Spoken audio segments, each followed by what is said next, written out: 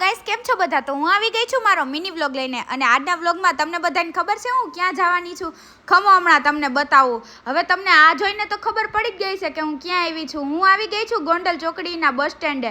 BRTSની બસો જતી હોય ને ત્યાં, અને અમે બધી ફ્રેન્ડો જાય છીએ પીઝા ખાવા. આજે અમારે એક ફ્રેન્ડ છે ને અહીંયા રાજભાઈ કરીને, એને લાગી ગઈ છે સરકારી નોકરી, એટલે એ અમને બધીને પીઝા પાર્ટી દે છે. તો અમે પાપાલુઝમાં આવી ગયા છીએ પીઝા ખાવા, અને અહીંનું લોકેશન એકદમ બહુ જ મસ્ત હતું, અને સ્ટાર્ટર જ એક નંબર હતું કે આપણને જોઈને જ ખાવાનું મન થઈ જાય. બધી વસ્તુ એકથી એક ચડિયાતી, સ્વીટ્સ, બધું સ્નેક ને બધું બહુ જ મસ્ત હતું. અને પીઝા તો વાત જ પૂછોમાં, ગરમા ગરમ અને એકદમ મસ્ત તાજે તાજા હતા. અને મને તો એમ જ થતું હતું કે અહીંથી જવું જ નથી, આખો દી બેઠી રહો ને બધું ખાઈ લો.